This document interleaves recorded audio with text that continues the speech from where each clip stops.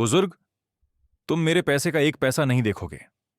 इस वाक्य के साथ मेरे अपने बेटे ने मुझे साइड वॉक पर फेंक दिया, दो फटे कपड़ों के थैले और एक पुराने जूते के डिब्बे के साथ, जो अब मेरे पैरों में नहीं आते थे। उसने पलटकर भी नहीं देखा। उसने 2 दिन पहले लॉटरी जीती थी और कहा कि अब वह एक अमीर आदमी है, कि मैं उसकी जिंदगी को बर्बाद कर रहा हूं, कि मैं उसके सफल जीवन में एक बोझ हूं जो वह बनाना चाहता था। जो उसने नहीं जाना या कभी ठीक से पढ़ने की कोशिश नहीं की, वह यही था कि जीतने का टिकट मेरे नाम पर था, मेरे सामाजिक सुरक्षा नंबर के साथ, जो मेरे मेहनत की कमाई से खरीदा गया था। मेरा नाम ब्रजेश वर्मा है। मेरी उम्र 81 साल है और मेरे हाथों पर उभरते हुए कड़े निशान हैं, जो मेरे पैरों की अंगुलियों से ज्यादा हैं। मेरी त्वचा दशकों की मेहनत से दागदार है।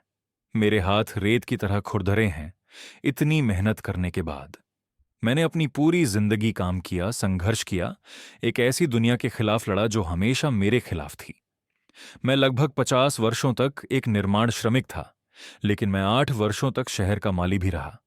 खाली समय में इलेक्ट्रीशियन के रूप में तारों को ठीक किया, सुबह 3 बजे तक काम किया।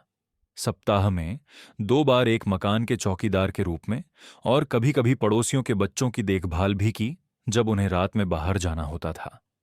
मैंने कभी भी ईमानदारी से किए गए काम के लिए मना नहीं किया। मैंने कभी घंटों, कम वेतन या कठिन मालिकों की शिकायत नहीं की। मैंने हमेशा जो भी उन्होंने मुझे दिया, उसे स्वीकार किया, क्योंकि मुझे अपने अलावा एक मुंह भी पालना था, मेरा बेटा आर्यन। यदि आपको यह कहानी पसंद आ रही है, तो पिता की सलाह चैनल को सपोर्ट करने के लिए लाइक करें।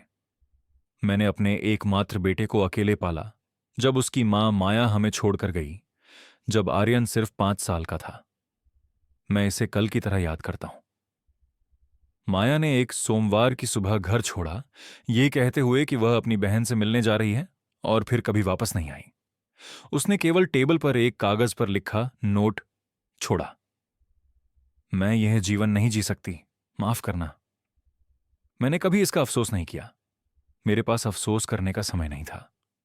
माया के जाने के अगले दिन मैं श्रीमान मिश्रा के दरवाजे पर दस्तक दे रहा था, जो शहर के एक अमीर व्यापारी थे, पूछते हुए कि क्या उन्हें एक माली की जरूरत है। मैं अच्छा काम करता हूं श्रीमान मिश्रा, मैं ईमानदार हूं, मैं एक कील भी नहीं चुराता, और मुझे इस नौकरी की सच में जरूरत है। श्रीमान मिश्रा ने मुझे ऊपर से नीचे तक देखा। मैं एक पैच वाले कमीज पहने हुए जूतों के साथ और बिखरे हुए बालों में था, और उन्हें मुझ पर तरस आ गया होगा। क्या तुम्हारे पास अनुभव है? जी हां सर, मैंने हमेशा बागवानी का काम किया है। ये एक झूठ था। मैंने अपनी जिंदगी में कभी माली का काम नहीं किया था, लेकिन मैंने अपने पिता को करते देखा था। मैंने पड़ोस के अन्य पुरुषों को देखा और जानता था कि मैं सीख सकता हूं। श्रीमान मिश्रा ने मुझे एक मौका दिया, और मैंने उस मौके को दोनों हाथों से पकड़ लिया। मैंने उनकी संपत्ति पर 10 वर्षों तक काम किया, हमेशा सुबह 6 बजे पहुंचता और शाम 6 बजे निकलता। मैंने उनके पसंद के अनुसार पौधों को छांटना सीखा, लॉन का ध्यान रखना सीखा, बिना एक पत्ता भी गड़बड़ किए, बिना शोर किए बगीचे को साफ करना सीखा। जो पैसे मैंने वहां कमाए, उससे मैंने दिल्ली के उपनगर में एक छोटी सी घर किराए पर ली। यह 1-2 कमरे का घर था, एक बेडरूम और एक रसोई, जो लिविंग रूम का भी काम करती थी, लेकिन यह हमारा था, मेरा और आर्यन का। उस छोटे से घर में आर्यन और मैंने हमारे जीवन के सबसे कठिन लेकिन सबसे एकजुट वर्ष बिताए। मैं थका हुआ घर आता, पीठ में दर्द के साथ, हाथों में फटी त्वचा के साथ, लेकिन मैं हमेशा आर्यन को उसके होमवर्क में मदद करने के लिए ऊर्जा पाता था। पापा, हमारे पास अपनी कक्षा के बच्चों की तरह वीडियो गेम क्यों नहीं है? वह पूछता, छोटे रसोई के टेबल पर अपने नोटबुक पलटते हुए। क्योंकि वीडियो गेम पढ़ाई और लिखाई नहीं सिखाते बेटे, और तुम्हें जीवन में कुछ बनने के लिए मेहनत से पढ़ाई करनी होगी। लेकिन मैं भी खेलना चाहता था। एक दिन हम एक वीडियो गेम खरीदेंगे आर्यन, लेकिन पहले तुम्हें अच्छे अंक लाने के लिए साल पास करना होगा। और उसने पढ़ाई की। तब आर्यन एक समर्पित लड़का था, जिज्ञासु, जो गणित पसंद करता था और इंजीनियर बनने का सपना देखता था। शुक्रवार की रात को, जब मैं श्रीमान मिश्रा से भुगतान पाता था, हम कॉर्नर चाय की दुकान से चाय और समोसे खरीदकर जश्न मनाते थे। जब मैं बड़ा हो जाऊंगा पापा, मैं हमारे लिए एक बड़ा घर खरीदूंगा जिसमें बगीचा होगा, फल के पेड़ होंगे, गैरेज होगा, वह कहता अपने समोसे के चटकीले हाथों को चाटते हुए। और मैं एक ऑटोमेटिक वॉशिंग मशीन भी रखूंगा, मैं मुस्कुराते हुए जोड़ता, और मुझे कभी भी हाथ से कपड़े नहीं धोने होंगे। मैंने उन वर्षों में तिगुना काम किया। श्रीमान मिश्रा की संपत्ति छोड़ने के बाद मैं पड़ोसियों के लिए बागवानी करता रहा, सप्ताह में 2 बार। शनिवार को नल और प्लम्बिंग ठीक करता था, रविवार को पड़ोसियों की गाड़ियां धोता था। आर्यन ने यह सब देखा। वह अपने पिता को बलिदान करते हुए, कड़ी मेहनत करते हुए, खाने की मेज पर भोजन और स्कूल के लिए साफ यूनिफॉर्म सुनिश्चित करने के लिए किसी भी नौकरी को स्वीकार करते हुए देखता रहा। जब वह 14 साल का हुआ, तब हमें हमारा पहला वीडियो गेम मिला। यह पुराना, छोटा सा था, लेकिन यह काम करता था। मैं उसकी खुशी को आज भी याद करता हूं। जब हमने पहली बार इसे चालू किया, देखो पापा, यहां एक रेसिंग गेम है और एक फुटबॉल गेम भी है, जैसे स्कूल के बच्चे बात करते थे। उस रात हम वीडियो गेम में देर रात तक लगे रहे, एक पुराने फुटबॉल गेम में, और मैंने जो पॉपकॉर्न बनाया था उसे साझा किया। आर्यन ने अपना सिर मेरे कंधे पर रखा और कहा, धन्यवाद पापा, इस वीडियो गेम के लिए और सब कुछ के लिए। यह हमारे साथ बिताए गए आखिरी खुशहाल लम्हों में से एक था। जब आर्यन किशोरावस्था में पहुंचा, सब कुछ बदल गया। वह मुझसे, हमारे छोटे घर से, हमारी साधारण जिंदगी से शर्माने लगा। उसके दोस्तों के पास ऐसे पिताइये थे जिनके पास गाड़ियां थीं, माएं जो घर से बाहर काम नहीं करती थीं। पापा, तुम बेहतर नौकरी क्यों नहीं लेते? वह पूछता। जब उसके दोस्त हमारे घर आते तो मुझे मिलाने से कतराता। कौन सी बेहतर नौकरी आर्यन? मैंने पढ़ाई नहीं की, मेरे पास डिप्लोमा नहीं है, मैं वही करता हूं जो मुझे आता है। लेकिन यह शर्मिंदगी की बात थी। मेरे दोस्तों के माता पिता बैंक में काम करते हैं, शिक्षक हैं, वे ऑफिस में काम करते हैं, और तुम एक श्रमिक हो। ईमानदार काम में कोई शर्म नहीं है। लेकिन उसने नहीं समझा। 16 साल के किशोर के लिए एक पिता जो दूसरों के लिए ईंटें उठाता है, शर्म का स्रोत था। साल बीत गए। आर्यन ने हाई स्कूल खत्म किया, लेकिन कॉलेज नहीं जाना चाहता था। उसने कहा कि वह तुरंत पैसे कमाना चाहता है, कि पढ़ाई समय की बर्बादी है। उसने एक निर्माण सामग्री की दुकान में काम किया, फिर एक गैरेज में, फिर एक फैक्ट्री में। वह कभी भी कहीं टिक नहीं पाया। हमेशा बॉस के साथ परेशानी में रहता।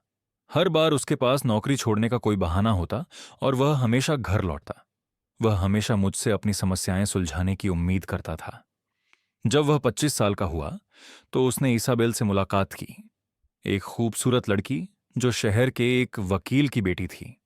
आर्यन दीवाना हो गया और उसे भी वह पसंद आई। लेकिन जब उसने उसे हमारे घर दिखाया, मैंने उसके चेहरे पर वही शर्म का भाव देखा जो आर्यन के चेहरे पर हमेशा रहता था। क्या तुम यहां रहते हो? उसने हमारे छोटे से घर को देखते हुए पूछा। हां, लेकिन यह अस्थायी है, आर्यन ने जल्दी से जवाब दिया। जल्द ही हम एक बेहतर जगह पर जाएंगे। इसाबेल 2 महीने तक रही। उसने आर्यन को छोड़ दिया, यह कहते हुए कि वे अलग अलग दुनिया से हैं। आर्यन टूट गया। 1 हफ्ते तक शराब पीता रहा, मुझ पर रिश्ते के खत्म होने का आरोप लगाते हुए। अगर हमारे पास एक अच्छा घर होता तो वह मुझसे नहीं जाती। आर्यन, अगर वह तुम्हें घर के कारण छोड़ गई तो इसका मतलब है कि उसने तुम्हें सच में प्यार नहीं किया। तुम कुछ नहीं समझते, तुम कभी कुछ नहीं समझे। इसके बाद हमारे संबंधों में खटास बढ़ने लगी। आर्यन मुझे अपनी सभी निराशाओं का दोषी मानने लगा। मैं गरीब पिता, अनपढ़ पिता, एक ऐसा पिता था जो उसके सामाजिक जीवन में रुकावट डालता था। फिर भी मैंने उसकी देखभाल करना जारी रखा। मैंने उसके कपड़े धोए, उसके पसंदीदा खाने बनाए। जब वह बेरोजगार था तो पैसे उधार दिए, क्योंकि एक पिता पिता होता है ना? हम अपने बच्चों को कभी नहीं छोड़ते। 28 साल की उम्र में आर्यन एक ऐसे समूह में शामिल हो गया जो सीमा पर तस्करी करता था। मुझे कभी समझ नहीं आया कि वे क्या करते हैं, लेकिन मुझे पता था कि यह गलत था। वह घर बहुत सारा पैसा लेकर आने लगा, महंगे कपड़े पहनने लगा, एक ऐसी गाड़ी जो मेरी 6 महीने की सैलरी से अधिक की थी। यह पैसा कहां से आया आर्यन? बिजनेस। पापा, तुम्हें समझ नहीं आएगा। किस तरह का बिजनेस? उस तरह का जो हमें इस मिजरेबल लाइफ से बाहर निकालने वाला है। लेकिन यह ज्यादा दिन नहीं चला। पुलिस ने योजना का पता लगा लिया, समूह के 3 लोगों को गिरफ्तार कर लिया। आर्यन को गिरफ्तार नहीं किया गया क्योंकि उसने साबित कर दिया कि वह केवल एक कुरियर था जिसे नहीं पता था कि वह क्या ले जा रहा है, लेकिन उसने सारा पैसा खो दिया। वह खाली हाथ घर आया, उदास। तब उसने कैमिल, फिर सोफी, फिर नताली से मुलाकात की। ये एक सिलसिला था, गर्लफ्रेंड्स का, जो हमारे घर ऐसे आती जाती थीं जैसे यह एक होटल हो। सभी ने मुझे तिरस्कार से देखा, जैसे मैं एक पुराना फर्नीचर हूं जो सजावट में अड़ंगा डालता है। क्या तुम्हारे पिता कभी घर से बाहर नहीं निकलते? मैंने एक दिन नताली को आर्यन से पूछते सुना। उसका कोई सामाजिक जीवन नहीं है, आर्यन ने जवाब दिया। वह सिर्फ काम करना और टीवी देखना जानता है। यह सुनकर मुझे दुख हुआ। यह जानकर दुख हुआ कि मेरा बेटा मुझे एक बोझ समझता है, जैसे कि किसी के पास अपनी कोई जिंदगी नहीं है। लेकिन मैंने दर्द को सहन किया और उसके और उसकी गर्लफ्रेंड्स के लिए खाना बनाना जारी रखा।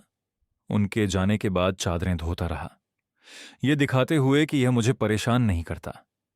पिछले 4 वर्षों में आर्यन फिर से मेरे साथ रहने लगा जब उसने एक दोस्त के साथ साझा किया गया अपार्टमेंट खो दिया। वह उस कमरे में वापस आया जो उसकी किशोरावस्था में उसका था। उसके सामान बिखरे हुए थे, उसके ऐसे प्रोजेक्ट्स जो कभी सफल नहीं हुए, उसके वादे कि वह जल्द ही स्थिर हो जाएगा। यह अस्थायी है पापा, बस तब तक जब तक मैं वित्तीय रूप से व्यवस्थित नहीं हो जाता। 4 साल की अस्थायी स्थिति। 4 साल उसे घर, खाने, पड़ोस की शिकायत करते सुनते। 4 साल अपने ही घर में घरेलू कर्मचारी की भूमिका निभाते हुए। यह घर जीवन में एक बाधा है, वह कहता, फिर एक और अलग गर्लफ्रेंड लेकर आता। हम गरीबों की तरह रहते हैं क्योंकि तुम्हारी मानसिकता गरीब है। आर्यन, हम गरीब हैं। इस बात का दिखावा करने का कोई फायदा नहीं है। तुम अपने बारे में सोचो। मैं एक दिन अमीर बनने वाला हूं, और वह हर दिन यही कहता कि वह अमीर होगा, कि वह एक पेंट हाउस में रहेगा, कि उसके पास नई कार होगी। लेकिन उसने इसे पाने के लिए कभी कुछ नहीं किया। न उसने पढ़ाई की, न किसी नौकरी के लिए समर्पित हुआ, न ही किसी चीज के लिए अनुशासन रखा। जो एकमात्र चीज उसने अनुशासन से की वह रेस्ट्रैक पर जुआ खेलना और हारने पर शिकायत करना था। जुआ खेलने वाले मूर्ख होते हैं पिताजी, तुम हर हफ्ते लॉटरी खेलने वाले बेवकूफ हो। कम से कम मैं अपनी खुद की पैसे से जुआ खेलता हूं, मैं जवाब देता। पैसे तुम बेहतर में निवेश कर सकते हो, जैसे क्या? मुझे नहीं पता, लेकिन इस बेवकूफी में नहीं। लेकिन मैं खेलता रहा। हर गुरुवार को मैं श्रीमान पीठ की चाय की दुकान जाता और अपना दांव लगाता। हमेशा वही नंबर।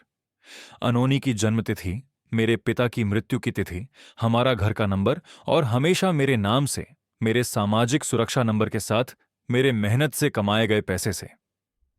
आर्यन ने केवल एक बार मेरे साथ दांव लगाने आया, और उसने पूरे समय मुझ पर हंसते हुए कहा कि मैं नशे में हूं, कि यह पैसे की बर्बादी है। 18 साल खेलते खेलते मैंने एक पैसा भी नहीं जीता।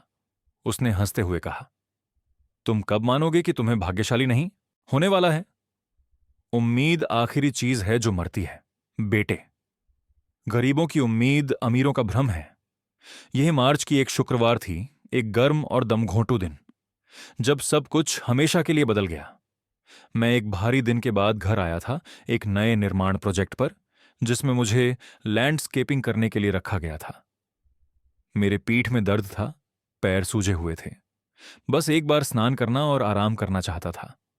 आर्यन घर पर नहीं था। मुझे पता था कि वह हर शुक्रवार की तरह दोस्तों से मिलने गया है। ऐसा होना बेहतर था, क्योंकि जब वह शराब पीता था तो वह घर आकर सब कुछ की शिकायत करता था। मैंने अभी अपने काम के कपड़े उतारे थे और एक पुरानी टी शर्ट पहन ली थी, तभी मैंने चाबी की आवाज सुनी। आर्यन स्टंबल्ड करते हुए आया, लेकिन वह नशे में नहीं था। वह अलग था, उत्तेजित, उसकी आंखें एक ऐसे तरीके से चमक रही थीं जिसे मैंने पहले कभी नहीं देखा था। पिताजी, पिताजी, वह चिल्लाया जैसे पागल। तुम विश्वास नहीं करोगे, मैंने जीत लिया, मैंने लॉटरी जीत ली। मेरा दिल लगभग रुक गया। मैं बिस्तर पर बैठ गया, समझ नहीं पा रहा था। तुम्हारा मतलब क्या है कि तुम जीत गए? उसने अपनी जेब से एक कुचली हुई कागज निकाली। ये एक लॉटरी टिकट था। उसने मुझे दिखाया, टीवी पर आए नंबरों की तुलना करते हुए। देखो यहां, 7 15 ये वही नंबर हैं जो निकले हैं। 4, $2 मिलियन। पिताजी, हम अमीर हैं। मैंने कागज लिया, नंबर चेक किया। यह सच था, सभी 6 नंबर सही थे, लेकिन कुछ ठीक नहीं लग रहा था। आर्यन, तुमने ये टिकट कहां से खरीदी? यह श्रीमान पीठ की चाय की दुकान से है, वही जो तुम हमेशा खेलते हो। उसने बिना सोचे समझे जवाब दिया। वह अभी भी इस बात को समझने के लिए बहुत उत्साहित था। मेरी रक्तधारा ठंडी हो गई। तुम्हारा मतलब है कि वही जो मैं हमेशा खेलता हूं? ओह, याद है तुमने गुरुवार को कहा था कि तुम इसे ले लो क्योंकि तुम्हारी पीठ में दर्द हो रहा था। मैंने तुम्हारा पैसा लिया, वहां गया, श्रीमान पीठ को दिया। वह चुप हो गया। मैंने उसके चेहरे पर देखा कि ठीक उसी क्षण उसे एहसास हुआ कि उसने क्या कबूल किया था। रुको, तुमने दांव लगाया? आर्यन, मैं हमेशा दांव लगाता हूं, हर गुरुवार, 18 साल से, मेरे पैसे से, मेरे सामाजिक सुरक्षा नंबर के साथ। उसकी मुस्कान गायब हो गई। उसने मेरा टिकट ले लिया, ध्यान से जांचा। पहली बार उसने कोने में छोटे अक्षरों को पढ़ा। ब्रजेश वर्मा, SS SN 123 से 456789। नहीं, यह नहीं हो सकता, उसने मरमट किया। यह हो सकता है। तुमने केवल टिकट लेने के लिए गया क्योंकि मैं दर्द में था, लेकिन मैंने हमेशा की तरह दांव लगाया। पिता की सलाह, लोग।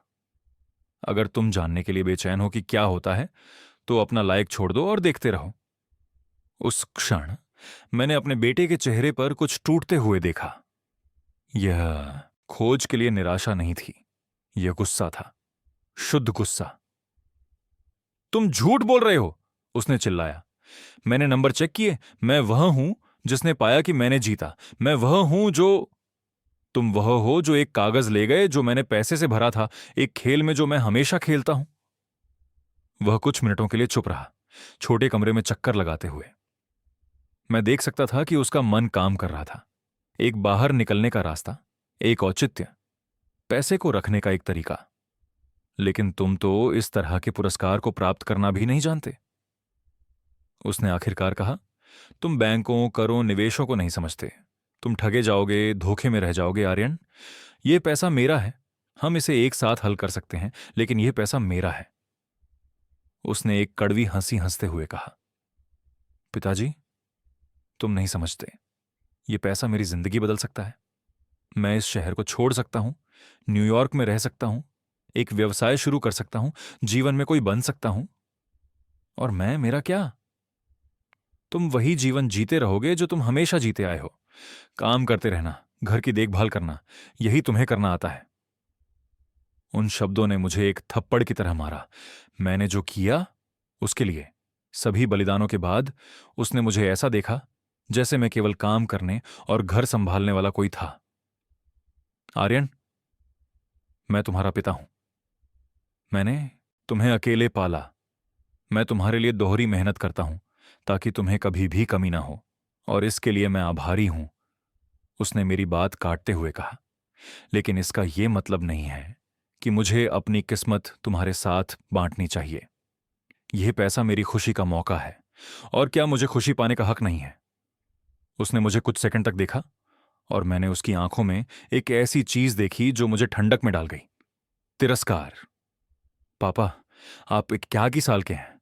आप कितने साल और जीने का सोचते हैं? 5, 10, और मैं 40 का हूं। मेरे पास जीवन का एक पूरा सफर है। तो क्या आप सोचते हैं कि मुझे पैसे का हक नहीं है क्योंकि मैं बूढ़ा हूं? मुझे लगता है कि आप पैसे का सही इस्तेमाल नहीं जानते। आप सब कुछ बेतुकी चीजों पर खर्च कर देंगे। आप पैसा चर्च को देंगे, पड़ोसियों को देंगे, किसी को भी जो रोते हुए आए। 2 साल में कुछ भी नहीं बचेगा। और आप जानते हैं कि मैं क्या करने जा रहा हूं। मैं जानता हूं। मैं निवेश करूंगा, उसे बढ़ाऊंगा, संपत्ति बनाऊंगा। आप केवल खर्च करना जानते हैं। उस रात मैं सो नहीं सका। मैंने बिस्तर पर लेटे लेटे आर्यन को अपने दोस्तों को फोन करते हुए सुना, उन्हें बताता हुआ कि उसने लॉटरी जीत ली है, पैसे की योजनाएं बनाते हुए जो कि उसकी भी नहीं थी। मैं मैनहट्टन में एक अपार्टमेंट खरीदने जा रहा हूं। मैंने उसे फोन पर बात करते सुना। अच्छे लोगों के लिए क्लासी जगह, मैं गरीबों की तरह जीने से थक चुका हूं। गरीब, उसने इस शब्द को जैसे कोई गाली समझा। अगले दिन शनिवार आर्यन जल्दी चला गया। उसने कहा कि वह शहर में कुछ काम निपटाने जा रहा है। वह दोपहर में कागजों के साथ वापस आया और उसके चेहरे पर एक दृढ़ता थी। पापा, हमें बात करनी है। हम रसोई की मेज पर बैठे। उसने मेरे सामने कागज फैलाए। पापा, मैं बैंक गया, प्रबंधक से बात की, पुरस्कार प्राप्त करने के बारे में जानकारी ली। यह एक जटिल प्रक्रिया है।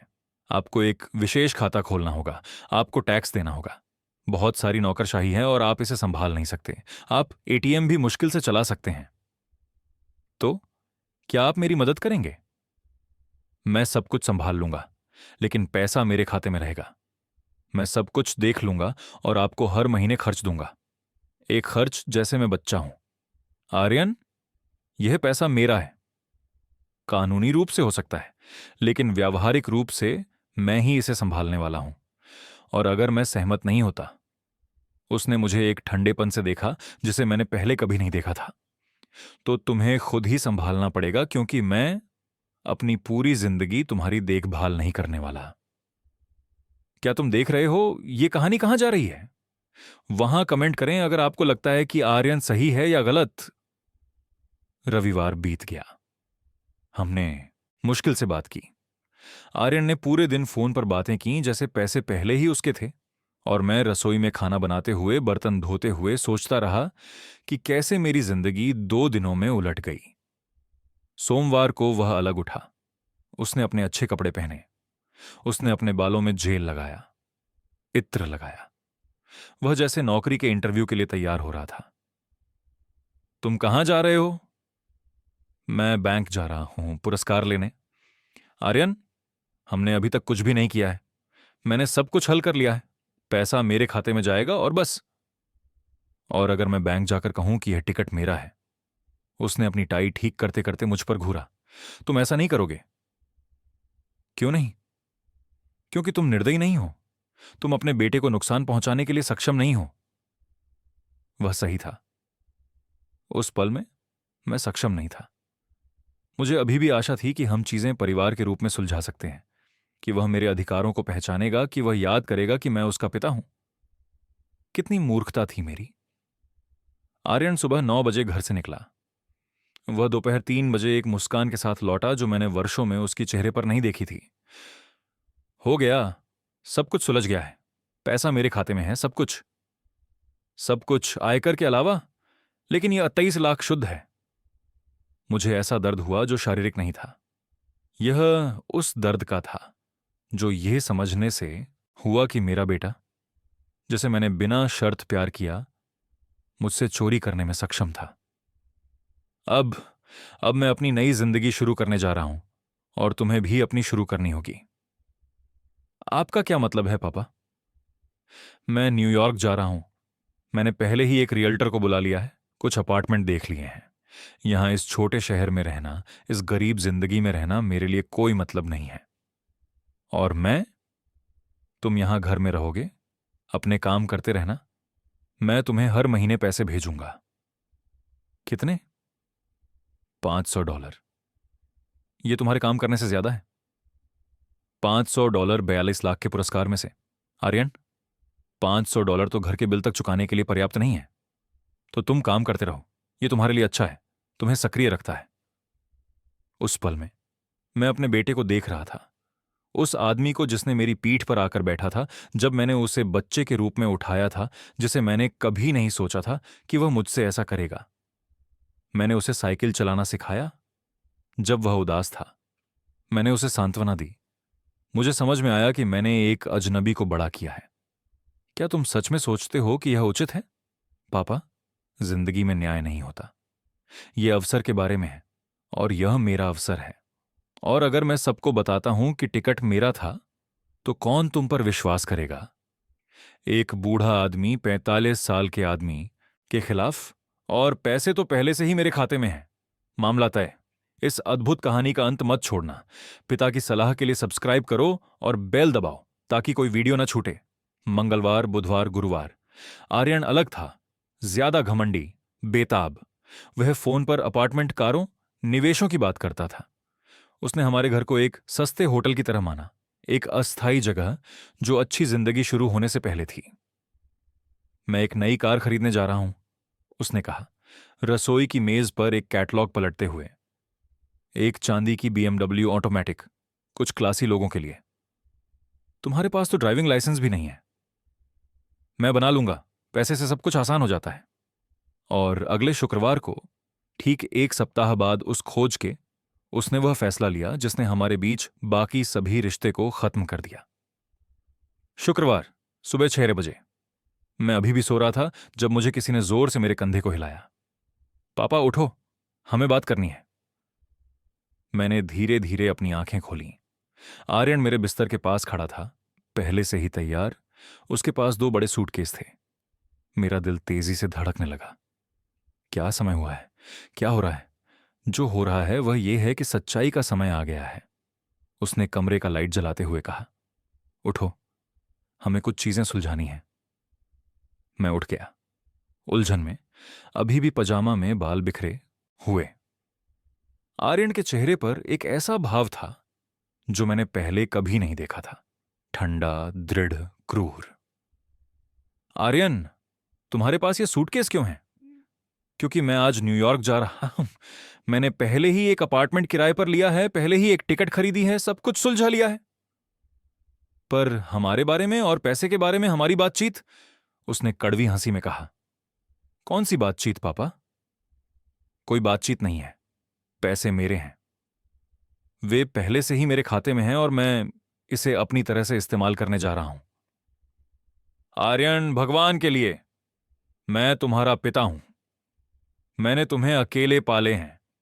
मैंने अपनी पूरी जिंदगी तुम्हारे लिए काम किया ताकि तुम्हारी जिंदगी सम्मानजनक हो, और इसके लिए मैं तुम्हारा आभारी हूं। उसने मुझे बीच में ही रोक दिया।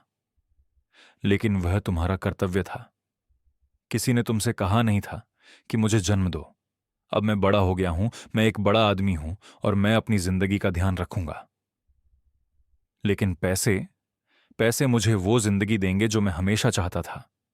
एक अच्छे मोहल्ले में अपार्टमेंट, नई कार, डिजाइनर कपड़े, फैंसी रेस्टोरेंट, सब कुछ जो तुम कभी नहीं दे पाए। ये शब्द मेरे दिल में जैसे छुरा घोंप गए। ऐसे उसने मेरी पूरी बलिदान की जिंदगी को अपर्याप्त माना। मैंने तुम्हें जो दिया वही था आर्यन। मैंने तब तक काम किया जब तक मेरे हाथ खून नहीं निकलने लगे, ताकि तुम कभी भूखे ना रहो। और क्या तुम सोचते हो कि यही जिंदगी है? एक दास की तरह काम करना, 2 कमरों के घर में रहना, पैच वाले कपड़े पहनना। मैं इससे ज्यादा का हकदार हूं। और क्या मैं हकदार नहीं हूं? उसने मुझे ऊपर से नीचे तक एक तिरस्कार भरी नजर से देखा जो मेरे खून को ठंडा कर गया। पापा, तुम 21 साल के हो। तुम्हारी जिंदगी पहले ही जी ली गई है। तुमने अपने चुनाव किए, अपने मौके लिए। अब मेरी बारी है। मेरे चुनाव। कौन से चुनाव? क्या मैंने तुम्हारी मां के द्वारा छोड़ दिए जाने का चुनाव किया? क्या मैंने तुम्हें सहारा देने के लिए सुबह से शाम तक काम करने का चुनाव किया? क्या मैंने तुम्हारी देखभाल करने के लिए अपनी जवानी, अपनी जिंदगी, अपने सपने छोड़ने का चुनाव किया? किसी ने तुमसे नहीं कहा, उसने चिल्लाते हुए कहा, धैर्य खोते हुए। किसी ने तुमसे नहीं कहा कि मुझे जन्म दो। किसी ने तुमसे नहीं कहा कि जब मेरी मां गई तो मेरे साथ रहो। तुमने एक सिंगल पिता बनने का चुनाव किया। तुमने इस दुख की जिंदगी को चुना। मेरी आंखों में आंसू बहने लगे, न तो उदासी से बल्कि सदमे से। अपने ही पिता के प्रति ऐसा कैसे कह सकता है एक बेटा? आर्यन, तुम मुझसे ऐसा कैसे कह सकते हो? क्योंकि यह सच है, तुम हमेशा शिकार बने रहे, हमेशा कहानी के शहीद के रूप में खुद को रखा। ओ, मैंने तुम्हें अकेले पाला। ओह, मैंने इतनी मेहनत की। मैं इससे थक चुका हूं पापा। मैं तुम्हारी बलिदानों के लिए गिल्ट उठाने से थक चुका हूं। मैंने तुम्हारे लिए कभी कुछ नहीं कहा, तुमने हर दिन अपने दुख भरे चेहरे के साथ, काम से थककर घर आने की सिसकियों के साथ, उन आंसुओं के साथ जो तुमने बहाए। जब मैंने किसी चीज की शिकायत की, तुमने हमेशा मुझे इस बात के लिए दोषी महसूस कराया कि मैं मौजूद हूं। ये सच नहीं है, ये सच है। और तुम जानते हो और क्या, मैं अब उस गिल्ट के साथ जीना नहीं चाहता। अब मेरे पास पैसे हैं, मेरे पास खुश रहने का मौका है, और मैं तुम्हें अपने दुखी पिता के ड्रामे से इसे बर्बाद नहीं करने दूंगा। मैं चुप रहा, यह समझने की कोशिश कर रहा था कि वह क्या कह रहा था। क्या वह इन सभी सालों में मुझसे ऐसा ही सोचता था? क्या उसने मेरे प्यार, मेरी देखभाल, मेरी समर्पण को ऐसे ही माना? तो तुम मुझसे क्या चाहते हो? मैं चाहता हूं कि तुम समझो कि हमारा रिश्ता खत्म हो चुका है, कि तुम मुझ पर निर्भर रहना बंद करो, मुझसे यह उम्मीद करना बंद करो कि मैं तुम्हारा ख्याल रखूंगा, मुझसे यह सोचना बंद करो कि मैं तुम्हारा कुछ उधार हूं। मैंने कभी नहीं कहा कि तुम मुझ पर कुछ उधार हो। तुम्हें यह कहने की जरूरत नहीं थी, यह हमेशा निहित था। मैंने तुम्हें पाला, मैंने तुम्हारे लिए काम किया, मैंने बलिदान दिया, मैंने तुम्हारे लिए खुद को त्याग दिया, जैसे मैंने खुद को पैदा होने के लिए कहा हो। आर्यन ने खिड़की की तरफ देखा, फिर मेरी तरफ एक कठोर चेहरे के साथ पलटा। पिताजी, मैं तुमसे साफ साफ कहना चाहता हूं, मैं आज जा रहा हूं और वापस लौटने का कोई इरादा नहीं है। मैं अब तुम्हारे साथ कोई संपर्क नहीं रखना चाहता। मुझे इस गरीबी भरे जीवन की कोई याद नहीं चाहिए। आर्यन, भगवान के लिए और भी बहुत कुछ है। तुम्हें इस घर से जाना होगा। मेरी दुनिया ढह गई। तुम घर छोड़ने का क्या मतलब समझते हो? यह घर मेरे नाम पर 3 साल से किराए पर लिया गया है। मैं किराया चुका रहा हूं और अब और नहीं चुकाऊंगा। लेकिन मैं भी बिल चुकाता हूं। तुम बिजली, पानी और ऐसी छोटी छोटी चीजें चुकाते हो। मैं तो किराया देता हूं, और अब मैं अनुबंध रद्द करने जा रहा हूं। मैं कहां जाऊंगा? उसने कंधे उचका दिए। यह मेरी समस्या नहीं है। पड़ोस में किसी के घर जाओ, किसी वृद्धाश्रम में जाओ, जहां चाहो जाओ, लेकिन तुम यहां और नहीं रह सकते। आर्यन, ये घर मेरा भी है। मैं यहां 15 साल से रह रहा हूं, लेकिन यह तुम्हारे नाम पर नहीं है। कानूनी रूप से तुम यहां केवल निवासी हो, और मैं किराएदार तुम्हें निकाल रहा हूं। तुम मेरे साथ ऐसा नहीं कर सकते। मैं कर सकता हूं, और मैं करूंगा। वास्तव में मैंने पहले ही कर लिया है। कल मैंने मकान मालिक को फोन करके अनुबंध रद्द कर दिया। तुम्हारे पास रविवार तक जाने के लिए है। मेरी टांगें कमजोर हो गईं। मैंने बिस्तर के किनारे पर बैठकर यह समझने की कोशिश की कि क्या हो रहा है। आर्यन, मेरे पास जाने के लिए कहीं नहीं है। पिताजी, तुम एक वयस्क हो, इसे समझो। ऐसा काम करो जो किराए का भुगतान कर सके। किसी के साथ अपार्टमेंट शेयर करो। मुझे नहीं पता, यह मेरी समस्या नहीं है। मैं 21 साल का हूं। मुझे कौन नौकरी देगा? कौन मेरे साथ अपार्टमेंट शेयर करना चाहेगा? यहीं पर समस्या है। तुम अपने पूरे जीवन में आराम से रहे हो। तुमने कभी भविष्य की योजना नहीं बनाई, कभी पैसे नहीं बचाए, कभी यह नहीं सोचा कि तुम बूढ़े हो जाओगे। अब तुम चाहते हो कि मैं तुम्हारी समस्याओं का समाधान करूं। मैंने अपने पूरे जीवन में काम किया, कभी भी पैसे बचाने के लिए नहीं बचे। जो कुछ भी मैंने कमाया वह घर पर गया। खाना, तुम्हारे कपड़े, तुम्हारी स्कूल की चीजें। और यह मेरी गलती क्यों है? क्या मैंने तुमसे कहा था कि सब कुछ मुझ पर खर्च करो? क्या मैंने कहा था कि अपने भविष्य के बारे में मत सोचो? मैंने उससे देखा, उस बच्चे की तलाश में जिसे मैंने बड़ा किया था। वह बच्चा जो जब छोटिल होता था तो रोता था, जो बुरे सपने आने पर मुझे गले लगाता था, जिसने कहा कि वह मुझसे प्यार करता है, लेकिन मुझे कुछ भी नहीं मिला। बस एक ठंडा, स्वार्थी, निर्दयी आदमी। आर्यन, तुम इतने निर्दयी कैसे हो सकते हो? मैं तुम्हारा पिता हूं। पिता होने का मतलब यह नहीं है कि तुम्हारे पास मेरे जीवन पर अधिकार है, उसने चिल्लाया। यह तुम्हें मेरे पैसे पर अधिकार नहीं देता, और यह मुझे तुम्हारी देखभाल करने की बाध्यता नहीं देता। मैं तुमसे कह नहीं रहा कि मेरी देखभाल करो। मैं बस यह कह रहा हूं कि मुझे सड़क पर मत फेंको। मैं तुम्हें सड़क पर नहीं फेंक रहा। मैं तुम्हें स्वतंत्रता दे रहा हूं। अब तुम्हें एक वयस्क की तरह अकेले जीना सीखना होगा। 41 साल की उम्र में ये तुम्हारी उम्र है, मेरी नहीं। उस क्षण में मेरे अंदर कुछ टूट गया। ये सिर्फ मेरा दिल नहीं था, ये लोगों में मेरी आस्था, प्रेम में मेरी आस्था, परिवार में मेरी आस्था थी। ठीक है, मैंने कहा उठते हुए, अगर तुम ऐसा ही चाहते हो तो चलो इसे ऐसे ही करते हैं। अंत में उसने राहत की सांस ली। मुझे लगा कि तुम रोते रहोगे और ड्रामा करोगे। मैं ड्रामा नहीं करने वाला। तुमने यह स्पष्ट कर दिया कि तुम मुझसे क्या सोचते हो। अब मुझे भी पता है कि तुम्हारे बारे में क्या सोचना है। उसने सूटकेस उठाए और दरवाजे की तरफ बढ़ा। पिताजी, एक आखिरी बात। मैंने तुम्हारे लिए रसोई की मेज पर $500 रखे हैं ताकि तुम कहीं रहने की जगह ढूंढ सको।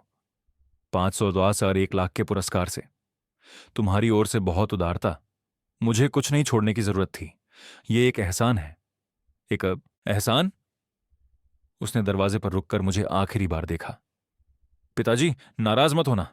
एक दिन तुम समझोगे कि मैंने यह हमारे दोनों के भले के लिए किया। तुम स्वतंत्र रहना सीखोगे और मैं बिना किसी बोझ के अपनी जिंदगी जी सकूंगा। बोझ? उसने मुझे बोझ कहा। अलविदा पिताजी। और वह बस ऐसे ही चला गया। सरल 40 वर्षों की समर्पण, प्रेम, बलिदान एक अलविदा में समेट दिया गया। मैं वहां खड़ा रहा, नहीं जानता कि कितनी देर, उस किराए की कार की आवाज सुनते हुए जो उसने सड़क पर ली थी। फिर खामोशी। एक पिता की सलाह। दोस्तों, क्या तुम विश्वास कर सकते हो कि इस बेटे ने क्या किया? कमेंट में बताओ कि तुम ब्रजेश के स्थान पर क्या करते। मैंने कमरे का चारों ओर देखा। हमारे सामान बिखरे हुए, हमारी यादें कोनों में फेंकी गईं। हमारा पूरा जीवन उन 2 कमरों में समेटा गया था जिन्हें अब मुझे छोड़ना था। मैं रसोई में गया। वहां पैसे थे। $500 के नोट मेज पर ऐसे पड़े थे जैसे वे हाथ हों। पैसे के बगल में एक कागज था। ये आर्यन के हाथ की लिखावट में एक नोट था। पिताजी, मुझे पता है कि अब तुम मुझसे नफरत कर रहे होगे, लेकिन एक दिन तुम समझोगे कि मैंने यह इसलिए किया क्योंकि मुझे अपनी जिंदगी जीने की जरूरत है। तुम्हें तुम्हारा मौका मिला। आराम से बैठकर चाय की चुस्कियां लेते हुए ब्रजेश वर्मा ने अपने बेटे आर्यन का लिखा हुआ नोट पढ़ा। यह नोट उसे याद दिला रहा था कि कैसे एक पिता ने अपने बेटे के लिए हर मुश्किल का सामना किया, लेकिन अब उसका बेटा उसे धोखा देकर चला गया था। नोट में लिखा था, मैं अब अपनी जिंदगी जीना चाहता हूं।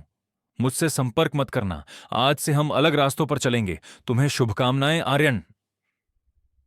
ब्रजेश ने नोट को 3 बार पढ़ा और फिर उसे छोटे छोटे टुकड़ों में फाड़ दिया। तभी उसके अंदर कुछ जाग उठा। वह गुस्सा नहीं था, बल्कि उसकी आत्मा में एक दृढ़ता जागृत हो गई थी। आर्यन ने अपने पिता की मेहनत और बलिदान को कमतर आंका था। ब्रजेश 2 घंटे तक अपनी रसोई में बैठा रहा, मेज पर रखे $500 को देखते हुए। सोचते सोचते उसका मन भारी हो गया। कैसे एक 81 वर्षीय आदमी, जिसने अपनी पूरी जिंदगी काम किया, अब अपने ही बेटे द्वारा बेदखल हो गया था। उसकी आंखों से आंसू बहने लगे। कभी वह दुख के मारे रोया, कभी गुस्से में, कभी निराशा में। लेकिन धीरे धीरे एक और भावना ने उसे घेर लिया। वह थी असंतोष की भावना। यह कैसे संभव था कि उसने जो कुछ किया वह सब चुपचाप सहन कर ले? यह कैसे संभव था कि आर्यन उसे एक पुरानी फर्नीचर की तरह फेंक सके? तभी दरवाजे की घंटी बजी। यह था मार्शल, उसका पड़ोसी। ब्रजेश, मैंने देखा आर्यन सूटकेस लेकर निकला। क्या कुछ हुआ? मार्शल 66 साल का एक विधुर था जो हमेशा उसका मित्र रहा। वे एक दूसरे को काम से, चाय की दुकान से और गली में बातचीत से जानते थे। उसने आर्यन की मुश्किलों को समझा था, लेकिन कभी नहीं सोचा था कि चीजें यहां तक पहुंचेंगी। ब्रजेश ने उसे अपनी पूरी कहानी सुनाई। लॉटरी टिकट, उसका नाम, आर्यन की बेदर्दी और बेदखली। मार्शल ने चुपचाप उसकी बात सुनी, सिर हिलाते हुए। वह लड़का पूरी तरह से पागल हो गया है, उसने कहा। लेकिन ब्रजेश, क्या तुम सुनिश्चित हो कि टिकट तुम्हारे नाम पर था? हाँ, मैं हमेशा अपने नाम से दांव लगाता हूं। क्या तुम्हारे पास इसे साबित करने का कोई तरीका है? तभी उसे अपनी नीली नोटबुक का ख्याल आया। वह नोटबुक जिसमें उसने लॉटरी की सभी रसीदें रखी थीं। मार्शल, मुझे वहां वापस जाना है और कुछ लेना है। क्या? मेरी रसीदों की नोटबुक। अगर मैं साबित कर सका कि दांव हमेशा मैंने ही लगाए हैं। शानदार, शायद तुम अपनी चीजें वापस पा सको। मार्शल ने ब्रजेश को उसके घर तक पहुंचाया। वे सीधे उसके कमरे में गए जहां वह नोटबुक रखता था। वहां वह थी, नीली, पुरानी, फटी प्लास्टिक की कवर वाली, लेकिन 18 वर्षों की रसीदों से भरी हुई। उसने उसे सावधानी से खोला। सब कुछ वहां था। हर खेल, हर तारीख, हर रसीद, और सभी, बिल्कुल सभी, ब्रजेश वर्मा के नाम पर। देखो यहां मार्शल, उसने कांपते हाथों से दिखाया। 18 वर्षों के खेल, सभी मेरे नाम पर। मार्शल ने रसीदों की जांच की और पूरी नोटबुक को पलटा। ब्रजेश, ये तो सोने जैसा है। इस दस्तावेज से तुम साबित कर सकते हो कि दांव हमेशा तुमने ही लगाए। लेकिन आर्यन ने पहले ही पैसे ले लिए हैं। कोई बात नहीं। अगर तुम साबित कर सकते हो कि टिकट तुम्हारा है, तो न्याय उसे लौटाने के लिए मजबूर कर सकता है। उस क्षण ब्रजेश के दिल में एक उम्मीद की किरण जागी। क्या तुम्हें लगता है कि कोशिश करना उचित है? ब्रजेश, तुम्हारे पास खोने के लिए कुछ नहीं है और 4 मिलियन पाने का मौका है। बिल्कुल, कोशिश करने लायक है। उसी दिन मार्शल ने उसे डॉज लॉरेन के कार्यालय में पहुंचाया, जो उसके पड़ोसी की बेटी की तलाक के मामले में मदद कर चुके थे। डॉ लॉरेन लगभग 55 साल के थे, सफेद बाल, चश्मा पहने हुए, और उन्होंने ब्रजेश का बहुत अच्छे से स्वागत किया। श्रीमान ब्रजेश, अपनी कहानी बताइए। ब्रजेश ने सब कुछ बताया। पत्नी का अबैंडनमेंट, कठिन मेहनत के साल, आर्यन को बड़ा करने की कोशिश, लॉटरी के खेल, पुरस्कार का दिन, और घर से बेदखली। जोडो। लॉरेन ने ध्यान से सुना, नोट्स लेते रहे। क्या तुमने रसीदें लाई? ब्रजेश ने नीली नोटबुक दिखाई। डॉ लॉरेन ने पन्ना दर पन्ना जांचा, तारीखें, राशियां और रसीदों पर नाम चेक किया। ब्रजेश, यह बेहतरीन दस्तावेज है। 18 वर्षों की रसीदें, सभी तुम्हारे नाम पर, सही क्रम में। यह स्पष्ट है कि तुम ही हमेशा दांव लगाते थे। लेकिन अब पैसे उसके खाते में हैं। यह कोई समस्या नहीं है। जो महत्वपूर्ण है वह यह है कि पुरस्कार का अधिकार किसका है। और तुमने जो दस्तावेज दिखाए हैं उसके अनुसार अधिकार तुम्हारा है। डॉ लॉरेन ने समझाया कि वे पुरस्कार की रसीद को अमान्य करने और पैसे को ब्रजेश के नाम पर स्थानांतरित करने के लिए मामला दर्ज करेंगे। लेकिन मुझे चेतावनी देनी होगी। तुम्हारा बेटा इसे बिल्कुल पसंद नहीं करेगा। वह शायद एक वकील भी रखेगा। डॉक्टर, मैं बुरा नहीं बनना चाहता, लेकिन मैं मूर्ख भी नहीं बनना चाहता। यह पैसा मेरा है। तो चलो आगे बढ़ते हैं। यदि आप ब्रजेश के लिए उसके हक की लड़ाई में समर्थन कर रहे हैं, तो चैनल को सब्सक्राइब करें और नोटिफिकेशंस ऑन करें। यह कहानी अभी खत्म नहीं हुई है। अगले दिनों में डॉ लॉरेन ने सभी दस्तावेज तैयार किए। नोटबुक की रसीदों के अलावा उन्होंने ब्रजेश से ऐसे गवाहों को इकट्ठा करने के लिए कहा जो पुष्टि कर सकें कि दांव हमेशा उसने ही लगाए थे। मार्शल तुरंत तैयार हो गया।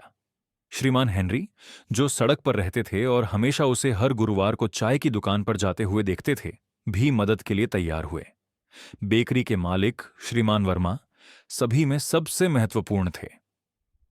मैं आपको उस पहले दिन से जानता हूं जब आप यहां खेलने आए थे 18 साल पहले। हमेशा विनम्र, हमेशा समय पर, हमेशा वही नंबर। मैंने मजाक में कहा था, देखो हमारा वफादार लॉटरी ग्राहक आ गया।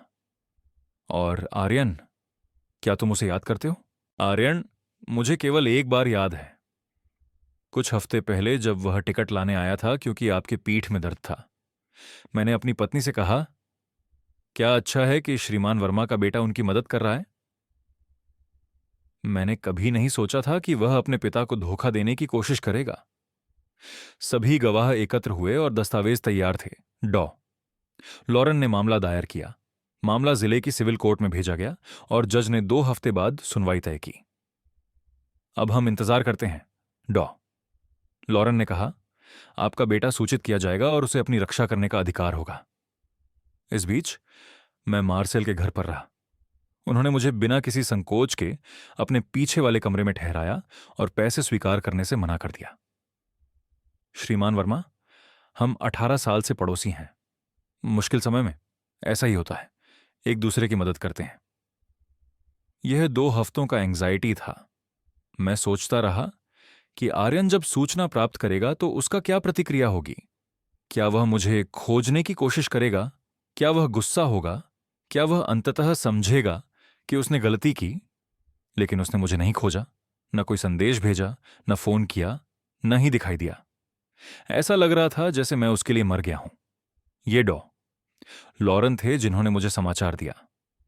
श्रीमान वर्मा, आपके बेटे ने एक वकील रखा है, और यह कोई साधारण वकील नहीं है। ये सिलान मारो है, जो शहर के सबसे महंगे वकीलों में से एक है। क्या यह हमारे लिए बुरा है? जरूरी नहीं। इसका मतलब है कि वह इसे गंभीरता से ले रहा है कि वह अपनी रक्षा करने की कोशिश करेगा, लेकिन हमारे पास सबूत बहुत मजबूत हैं। वह किस तरह की रक्षा कर सकता है? वह शायद यह दावा करेगा कि आप इतनी बड़ी राशि को संभालने में असमर्थ हैं, कि आपके पास पैसे का प्रबंधन करने की समझ नहीं है। वह आपकी मानसिक स्थिति, आपकी उम्र पर सवाल उठा सकता है। मेरे दिल में गुस्सा उठ रहा था। वह कहने वाला है कि मैं पागल हूं। यह इस तरह के मामलों में एक सामान्य रणनीति है। विपक्षी पार्टी को अयोग्य ठहराना, उनकी क्षमता पर सवाल उठाना। डॉक्टर, मेरे पास शिक्षा नहीं हो सकती, लेकिन मैं पागल नहीं हूं। मैंने अपने जीवन के 60 साल काम किया है। मैंने हमेशा अपने बिल समय पर चुकाए हैं। मुझे हमेशा अपने पैसे का ध्यान रखने का तरीका पता था। मैं जानता हूं श्रीमान वर्मा, और यही हम सुनवाई में साबित करने वाले हैं। क्या आप लोग सोचते हैं कि वर्मा सिद्ध कर पाएंगे कि वह सक्षम है? आप कौन सी रणनीति अपनाएंगे? सुनवाई से एक हफ्ता पहले ऐसा कुछ हुआ जिसकी मैंने उम्मीद नहीं की थी। आर्यन ने मुझे फोन किया। यह एक गुरुवार की रात थी। मैं मार्सेल के घर पर समाचार देख रहा था जब फोन बज उठा। नमस्ते पिताजी, मैं हूं। मेरा दिल तेजी से धड़क रहा था। यह पहली बार था जब मैंने उसकी आवाज सुनी थी जब से वह घर छोड़ चुका था। तुम्हें क्या चाहिए आर्यन? पिताजी, हमें बात करनी है। यह मुकदमा किसी नतीजे पर नहीं पहुंचेगा। यह सबके लिए सिर्फ समस्याएं लाएगा। मुझे जो समस्या दिखाई देती है वह यह है कि एक बेटा अपने ही पिता को धोखा दे रहा है। मैंने कुछ चोरी नहीं की। टिकट मेरे हाथ में था। मैं ही था जिसने नंबरों की जांच की। मैं ही था जो बैंक गया। आर्यन ने थोड़े समय के लिए चुप्पी साध ली। पिताजी, सुनिए, चलिए एक सौदा करते हैं। मैं आपको पैसे का 1/3 दूंगा। व्हाट? 3 मिलियन। यह बहुत सारा पैसा है पिताजी। इससे ज्यादा आप अपनी जिंदगी में नहीं कमा सकते। तुम्हें अपने हिस्से के बिना पूरी रकम देने की बात करनी चाहिए थी। पिताजी, मैं तर्क कर रहा हूं। मैंने पहले ही पैसे का कुछ हिस्सा खर्च कर दिया है, पहले ही कुछ निवेश कर लिए हैं। तो तुम्हें इसके बारे में सोचने की जरूरत थी जब तुमने मुझे घर से निकाला। पिताजी, मैं घबराया हुआ था, मैं भ्रमित था। मैंने गलती की, मैं इसे मानता हूं, लेकिन अब लौटने का कोई रास्ता नहीं है। तुम्हें बस वह लौट आना है जो तुम्हारा नहीं है, और अगर मैं लौटाना नहीं चाहता तो न्याय तय करेगा। पिताजी, आप इस मुकदमे में नहीं जीतेंगे। मैंने अपने वकील से बात की। उन्होंने कहा कि यह साबित करना बहुत मुश्किल है कि टिकट आपका था। अंत में मेरा पैसा खाते में है। हम देखेंगे। पिताजी, जिद्दी मत बनो। 3 मिलियन स्वीकार करो और इसे यहीं खत्म करो। यह उतना अच्छा पैसा है कि आप अपनी पूरी जिंदगी बिना काम किए जी सकें। आर्यन, क्या तुम सच में सोचते हो कि यह सिर्फ पैसे की बात है? क्या यह नहीं है? यह गरिमा की बात है। यह न्याय की बात है। यह साबित करने की बात है कि एक पिता को अपने बेटे द्वारा कचरे की तरह नहीं ट्रीट किया जा सकता है। पिताजी, आप नाटक कर रहे हैं। नाटक? आर्यन, तुमने मुझे सड़क पर लाकर फेंक दिया। तुमने मुझे बोझ कहा। तुमने कहा कि मेरी जिंदगी खत्म हो चुकी है, और अब तुम मुझे टुकड़े दे रहे हो जैसे यह कोई एहसान हो। 3 मिलियन टुकड़े नहीं हैं, 4 मिलियन के मुकाबले हैं। दूसरे छोर पर उसने गहरी सांस ली। ठीक है पिताजी, तो चलो न्याय को तय करने देते हैं। लेकिन मैं आपको चेतावनी देता हूं, जब आप इस मुकदमे में हार जाएंगे तब मुझसे कुछ मांगने मत आना, क्योंकि तब मैं आपको 1 पैसे भी नहीं दूंगा। अगर मैं हार गया तो मैं नहीं मांगूंगा। बेटे का धोखा, तुम्हें कुछ भी चाहिए हो, मैं मदद करूंगा। लेकिन अगर मैं जीत गया तो तुम्हें सब कुछ लौटाना होगा। यह कभी नहीं होगा। देखते हैं। उसने फोन काट दिया। मैं फोन पकड़े हुए वहीं खड़ा था। मेरा हाथ कांप रहा था, डर से नहीं, बल्कि दृढ़ संकल्प से। आर्यन को नहीं पता था कि वह किससे पंगा ले रहा है। उसने पूरी जिंदगी मुझे कमतर आंका। उसे लगा मैं एक बेबस बूढ़ा हूं, ज्ञानहीन और निर्बल। लेकिन उसे यह पता चलने वाला था कि वह बहुत गलत था। पिता की सलाह। दोस्तों, क्या आप तनाव महसूस कर रहे हैं? टिप्पणियों में बताएं, क्या आपको लगता है कि ब्रजेश सही कर रहा है? सुनवाई का दिन अप्रैल के एक मंगलवार को आया। मैं सुबह 5 बजे उठा। मेरा पेट मरोड़ रहा था और दिल तेजी से धड़क रहा था। मार्सेल ने मुझे तैयार होने में मदद की। उसने खुद से इस्त्री किया हुआ गहरा नीला सूट, चमचमाते हुए काले जूते और जंजील से सजे बाल पहनाए। आप बहुत आकर्षक लग रहे हैं ब्रजेश, और सबसे महत्वपूर्ण बात, आप सही हैं। और अगर मैं हार गया मार्सेल, तो आप नहीं हारेंगे। सच आपके साथ है। हम सुबह 8-10 बजे अदालत पहुंचे। डॉ लॉरेन पहले से ही वहां थे। कागजात चेक कर रहे थे और सबूत व्यवस्थित कर रहे थे। ठीक 9-11 बजे मैंने आर्यन को आते देखा। वह पहचान में नहीं आ रहा था। महंगे ग्रे सूट, इटालियन चमड़े के जूते, फैंसी सैलून में कटे बाल, डिजाइनर धूप के चश्मे के साथ वह किसी बहुराष्ट्रीय कंपनी के कार्यकारी की तरह लग रहा था। उसके बगल में डॉ सिल्वेन मारो, एक लंबे प्रभावशाली व्यक्ति जो बहुत जेस्टिक्युलेट करते थे और जोर से बोलते थे। जब आर्यन ने मुझे देखा, हमारी आंखें कुछ सेकंड के लिए मिलीं। मैंने उसके चेहरे पर पछतावे, शर्म या अपनी गलती को स्वीकार करने का कोई संकेत खोजा, लेकिन मुझे कुछ भी नहीं मिला, सिर्फ ठंडापन। सुनवाई 9:30 बजे शुरू हुई। जज डॉक्टर फ्रैनिस डुबोइस लगभग 65 साल के व्यक्ति थे, जिनकी दाढ़ी सफेद थी और जो गंभीरता और अनुभव का आभास देते थे।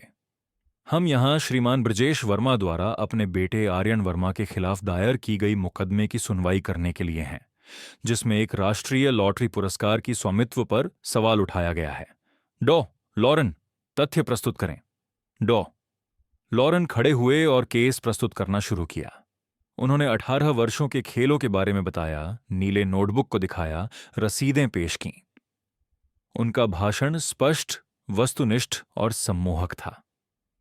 आपकी महोदय, इसमें कोई संदेह नहीं है कि जीतने वाला टिकट मेरे क्लाइंट ने खरीदा था। उसके पास 18 वर्षों की रसीदें हैं जो यह दर्शाती हैं कि वह खेलों के लिए जिम्मेदार थे। प्रतिवादी ने केवल अपने पिता के अनुरोध पर टिकट को व्यापारिक प्रतिष्ठान पर लिया, जो पीठ की समस्या के कारण असमर्थ थे। फिर डॉ सिल्वेन मारो की बारी आई। वह गर्व से खड़े हुए, अपने महंगे सूट को ठीक किया और जटिल कानूनी शर्तों से भरी एक भाषण शुरू की। आपकी महोदय, मेरे क्लाइंट ने ईमानदारी से पुरस्कार प्राप्त किया। वह वही थे जिन्होंने नंबरों की जांच की। वह वही थे जिन्होंने देखा कि टिकट विजेता है। वह वही थे जिन्होंने इसे प्राप्त करने के लिए सभी कदम उठाए। वादी, जो एक वृद्ध व्यक्ति हैं, उनके पास इतनी बड़ी राशि का प्रबंधन करने की तकनीकी या भावनात्मक स्थिति नहीं है। मेरे खून में उबाल आ गया। तकनीकी या भावनात्मक स्थिति, यही उनकी मेरी खिलाफत करने का तरीका था।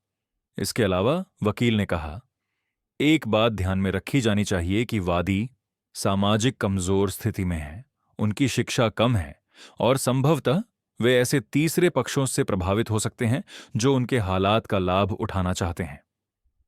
मैंने डॉनी लॉरेन को देखा, जिन्होंने मुझे शांत रहने का संकेत दिया। वह जानते थे कि यह होने वाला था। जज ने गवाहों को बुलाया। पहले श्रीमान पीठ थे। श्रीमान पीठ, आपने श्रीमान ब्रजेश को कब से जाना है? 18 साल डॉक्टर, जब से वह मेरी चाय की दुकान पर आने लगे। क्या वह लॉटरी खेलते थे? हर गुरुवार, धार्मिकता से, हमेशा वही नंबर, हमेशा विनम्र, हमेशा समय पर। मैं हमेशा उनसे मजाक करता था, यहां आ रहा है हमारा वफादार लॉटरी ग्राहक। और आर्यन, क्या आपको उनका याद है? मुझे केवल एक बार याद है डॉक्टर। कुछ हफ्ते पहले जब वह टिकट लाने आए थे, क्योंकि श्रीमान ब्रजेश को पीठ की समस्या थी। यह केवल एक बार था जब जब मैंने उन्हें चाय की दुकान पर देखा। क्या आप सुनिश्चित हैं कि हमेशा श्रीमान ब्रजेश ही खेलते थे? मैं पूरी तरह से सुनिश्चित हूं। 18 वर्षों में हर हफ्ते वही व्यक्ति। इसे भ्रमित करने का कोई तरीका नहीं है। फिर मार्सेल की बारी आई। मार्सेल, आपने इस परिवार को कब से जाना है? लगभग 18 साल। हम पड़ोसी हैं, दोस्त हैं। हम लगभग हर दिन बात करते हैं। क्या आप जानते थे कि श्रीमान ब्रजेश लॉटरी खेलते थे? हाँ, वह हमेशा कहते थे, मैं अपनी शर्त लगाऊंगा। ये उनका सपना था, आप जानते हैं। और उनके बेटे के साथ उनका रिश्ता कैसा था? ओ डॉक्टर, मार्सेल ने भावुकता से सिर हिलाया। ब्रजेश ने उस लड़के के लिए सब कुछ किया। वह एक बंधुआ की तरह काम करते थे, खुद को बलिदान किया ताकि लड़के को कोई कमी ना हो, और वह हमेशा अनुग्रहहीन था। डायडो, सिल्वेन ने खड़े होकर कहा, आपकी महोदय, आपत्ति है। गवाह व्यक्तिगत राय दे रहा है। मंजूर है। तथ्यों पर रहिए श्री मार्सेल। तथ्य यह है कि ब्रजेश ने हमेशा आर्यन को एक राजा की तरह ट्रीट किया, और उसने हमेशा अपने पिता को एक कर्मचारी की तरह ट्रीट किया। जब वह बीमार पड़ते थे, आर्यन शिकायत करता था। जब वह काम से थककर घर लौटते थे, आर्यन उनसे खाना बनाने की मांग करता था। मैंने कभी नहीं देखा कि कोई बेटा अपने पिता के साथ ऐसा बर्ताव करे। श्रीमान हेनरी ने भी गवाही दी, ये पुष्टि करते हुए कि उन्होंने हमेशा मुझे हर गुरुवार को खेलने के लिए घर से निकलते देखा। श्रीमान ब्रजेश समय के अनुसार थे। हर गुरुवार को 2 बजे वह चाय की दुकान पर जाते थे। कभी कभी मैं मजाक करता था, क्या आप अपनी शर्त लगाने जा रहे हैं? और वह हंसते हुए कहते थे, कौन जाने, शायद आज मेरा दिन है। क्या आप जानते हैं, आज का दिन शायद भाग्यशाली हो सकता है। लोग, क्या आप देख रहे हैं कि गवाह कैसे ब्रजेश की मदद कर रहे हैं? पिता की सलाह मानिए और इस कहानी का अंत जानिए। गवाहों के बाद मेरी बारी आई गवाही देने की। मैं कांपते हुए पैरों के साथ खड़ा हुआ और आगे बढ़ा। श्रीमान ब्रजेश, क्या आप अदालत को अपने शब्दों में बता सकते हैं कि क्या हुआ? मैंने गहरी सांस ली और बोलना शुरू किया। मैंने 18 वर्षों की खेल गतिविधियों के बारे में बताया, उस दिन के बारे में जब आर्यन मेरे साथ मजाक कर रहा था, उस टिकट के बारे में जो उसने लिया क्योंकि मैं दुखी था, और जब उसने जीतने की बात जानी तो उसकी ठंडक के बारे में। आपकी मान्यता को एक बात समझनी चाहिए, मैंने जज की तरफ सीधे देखते हुए कहा। मैं यहां पैसे के लिए नहीं हूं, मैं यहां अपनी गरिमा के लिए हूं। मेरे बेटे ने मुझे ऐसा महसूस कराया जैसे मैं कचरा हूं, जैसे मेरी कोई कीमत नहीं है। उसने मुझे बोझ कहा, मुझे घर से बाहर निकाल दिया, मुझसे पैसे चुराने की कोशिश की, और यह सब तब हुआ जब मैंने अपनी पूरी जिंदगी उसकी देखभाल में लगा दी। डॉ सिल्वेन ने मुझे कई बार रोकने की कोशिश की, मेरी उम्र, मेरी क्षमता, मेरी याददाश्त पर सवाल उठाते हुए, लेकिन मैंने सबका मजबूती से जवाब दिया। डॉक्टर, मैं 41 साल का हूं। हो सकता है कि मेरी उच्च शिक्षा ना हो, लेकिन मैं न तो पागल हूं और न ही असमर्थ। मैंने अपने जीवन के 60 साल काम किया है। मैंने हमेशा समय पर अपने बिलों का भुगतान किया। मुझे हमेशा अपने पैसे की देखभाल करना आता था। अगर मैं असमर्थ होता तो मैंने एक बेटे को अकेले कैसे पाला? लेकिन क्या आपको नहीं लगता कि इतनी बड़ी राशि को कोई युवा बेहतर तरीके से संभाल सकता है? नहीं डॉक्टर, मुझे लगता है कि जो राशि मुझे हक से मिली है वह मेरे पास रहनी चाहिए, चाहे मेरी उम्र कुछ भी हो। फिर आर्यन की बारी आई गवाही देने की। वह आत्मविश्वास से माइक्रोफोन के पास आया जैसे वह किसी व्यावसायिक बैठक में हो। आर्यन, क्या आप अदालत को बता सकते हैं कि आपको पुरस्कार कैसे मिला? बिल्कुल, मैं अपने पिता के साथ चाय की दुकान गया था क्योंकि उन्हें पीठ में दर्द था। मैंने टिकट लिया, श्रीमान पीठ को दिया और खेल के लिए पैसे चुकाए। जब नंबर आए तो मैंने ही चेक किया। मैंने ही पाया कि मैंने जीता है। और आपको क्यों लगता है कि आपको पुरस्कार का हक है? क्योंकि मैं ही वह था जिसने सभी कदम उठाए। मेरे पिता को तो इस मात्रा का पुरस्कार प्राप्त करने का तरीका भी नहीं पता था। मैं ही बैंक गया, मैं ही सभी कागजी कार्यवाही को निपटाया, मैं ही टैक्स चुकाने गया। डॉ लॉरेन ने उठकर कहा, माफ कीजिए, लेकिन टिकट को किसने भरा? आर्यन ने संकोच किया। मेरे पिता। संख्याएं किसने चुनी? मेरे पिता। खेल के लिए पैसे किसने दिए? तकनीकी रूप से मेरे पिता, लेकिन मैंने ही पैसे दिए। किसके पैसे? उनके। और टिकट पर किसका सामाजिक सुरक्षा नंबर है? आर्यन लाल हो गया। मेरे पिता का। लेकिन इसका मतलब क्या है?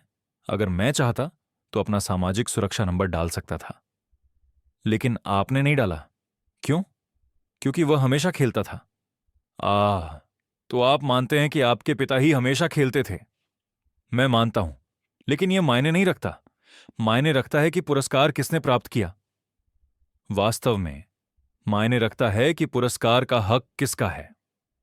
डॉ लॉरेन ने आर्यन के संस्करण को सवाल दर सवाल नष्ट कर दिया। उन्होंने दिखाया कि आर्यन ने कभी लॉटरी में रुचि नहीं दिखाई। जब मैं खेलता था तो उसने मेरा मजाक उड़ाया, और वह केवल एक बार मेरे साथ गया। आर्यन, आपने कहा कि आपके पिता इतनी बड़ी राशि को प्रबंधित करने की स्थिति में नहीं हैं। आपको ऐसा क्यों लगता है? क्योंकि वह एक साधारण व्यक्ति हैं, बिना शिक्षा के, बिना अनुभव के, पैसे के बिना, बिना अनुभव के। लेकिन क्या उन्होंने अपने पूरे जीवन में काम नहीं किया? क्या उन्होंने दशकों तक एक घर का प्रबंधन नहीं किया? क्या उन्होंने आपको अकेले नहीं पाला? हां, लेकिन क्या उन्होंने समय पर बिलों का भुगतान नहीं किया? किया। क्या उन्होंने घरेलू खर्चों का प्रबंधन नहीं किया? किया। तो आपको यह क्यों लगता है कि वह अपने पैसे को प्रबंधित करने की स्थिति में नहीं है? आर्यन जवाब नहीं दे सका। सबसे शर्मनाक पल तब आया जब डॉ लॉरेन ने बेदखली के बारे में पूछा। आर्यन, क्या यह सच है कि आपने अपने पिता को घर से निकाल दिया?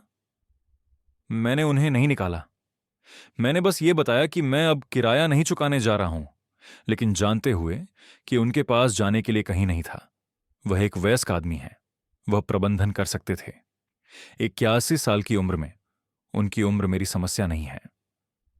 उस क्षण में मैंने जज को भ्रिकुटी चिढ़ाते हुए देखा और एक नोट बनाया। मुझे एहसास हुआ कि आर्यन ने अपने ही शब्दों से खुद को दोषी ठहराया है। क्या यह सच है कि आपने अपने पिता के प्रबंधन के लिए केवल $500 की पेशकश की? हां, मैंने पेशकश की। यह $4.2 मिलियन के पुरस्कार में से मुझे देने के लिए अधिक था। आपके अनुसार पुरस्कार मेरा है, लेकिन अगर यह आपके पिता का होता तो क्या $500 एक मामूली राशि नहीं होती? आर्यन ने महसूस किया कि वह एक जाल में फंस गया है। यह सिर्फ इतना है कि उस समय मुझे नहीं पता था कि क्या मैं पैसे रख पाऊंगा। आ, आ, तो आप पहले से ही जानते थे कि आपको उसे वापस करना पड़ सकता है? नहीं। तो चिंता क्यों? आर्यन के पास कोई जवाब नहीं था। दोस्तों, क्या आप देख रहे हैं कि ब्रजेश का वकील आर्यन की रक्षा को कैसे नष्ट कर रहा है? वहां अपने विचार साझा करें। सुनवाई 4 घंटे तक चली। अंत में जज ने कहा कि वह सभी सबूतों का विश्लेषण करेगा और 1 सप्ताह में निर्णय देगा। सभी पक्षों को बर्खास्त किया गया। निर्णय अगले मंगलवार को प्रकाशित होगा। मैं न्यायालय से थका हुआ लेकिन आशावादी निकल आया। डॉक्टर लुरोन सकारात्मक थे। ब्रजेश, मुझे लगता है कि सब कुछ ठीक हुआ। तुम्हारे सबूत मजबूत हैं, तुम्हारे गवाह विश्वसनीय थे, और तुम्हारे बेटे ने खुद का सही तरीके से बचाव नहीं किया। अब हमें इंतजार करना है। वो हफ्ता मेरे जीवन का सबसे लंबा था। हर दिन खींचता गया। हर रात नींद नहीं आई, सोचते सोचते कि आगे क्या होगा। मार्सेल ने मुझे व्यस्त रखने की कोशिश की, लेकिन मेरा मन कहीं और था। मंगलवार को हम न्यायालय लौटे। न्यायाधीश गंभीर थे जब उन्होंने सजा पढ़नी शुरू की। प्रस्तुत किए गए सबूतों को देखते हुए यह स्पष्ट है कि जीतने वाला टिकटवादी श्रीमान ब्रजेश वर्मा के पास था। 18 वर्षों की रसीदें स्पष्ट रूप से दर्शाती हैं कि वह ही था जिसने लॉटरी खेली। यह तथ्य कि उसके बेटे ने टिकट को व्यावसायिक प्रतिष्ठान में ले जाकर दिया उसे पुरस्कार का हकदार नहीं बनाता, क्योंकि उसने केवल अपने असमर्थ पिता के कहने पर ऐसा किया। मेरा दिल तेजी से धड़कने लगा। इसके अलावा यह अदालत समझती है कि वादी की उम्र उसके संपत्तियों का प्रबंधन करने में बाधा नहीं है।